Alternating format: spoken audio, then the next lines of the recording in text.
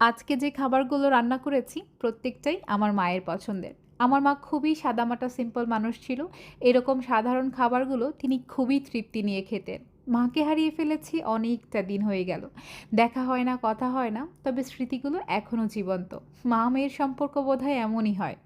আমার মা ভর্তা ভাতগুলো খুবই পছন্দ করে খেতেন। গরম ভাতে আচারের তেল দিয়ে সবসময় দেখতাম মাকে একদম তৃপ্তি নিয়ে খেতে। তো আমি আজকে মায়ের সবগুলো পছন্দের রান্না করেছি। আলু ভর্তা করেছি, বেগুন দিয়ে টমেটো ভর্তা করেছি, ঢ্যাঁড়স ভর্তা করেছি, সঙ্গে মায়ের পছন্দের ডিম ভুনা করেছি। আমার মনে হয় পৃথিবীর সকল মাই এমন। খুব অল্পতেই তারা খুশি হয়ে যায়। আমার মা খুব পরিষ্কার পরিচ্ছন্ন টিপটাপ গোছগাছ একটা মানুষ ছিল। সেই অভ্যাসটা আমিও পেয়েছি। রান্না শেষ করতে করতেই আমি কিন্তু কিচেনটাও ক্লিন করে নেই। সানবিটের এই ক্লিনারগুলো আমি ইউজ করি। এতে একদম হাইজিনটা যেমন মেইনটেইন থাকে, তেমনি থালা বাসনও কিন্তু একদম চকচকে ঝকঝকে থাকে। আপনারাও মায়ের সাথে প্রিয় খাবারটি রান্না করুন, সেলিব্রেট করুন মাকে সাথে নিয়ে। আর সেই মুহূর্তগুলো শেয়ার করুন সানবিটের পেজ ট্যাগ করে কিংবা সরাসরি কমেন্ট বক্সে। আপনিও হয়ে যেতে পারেন সেরা ৫ বিজয়ীর একজন।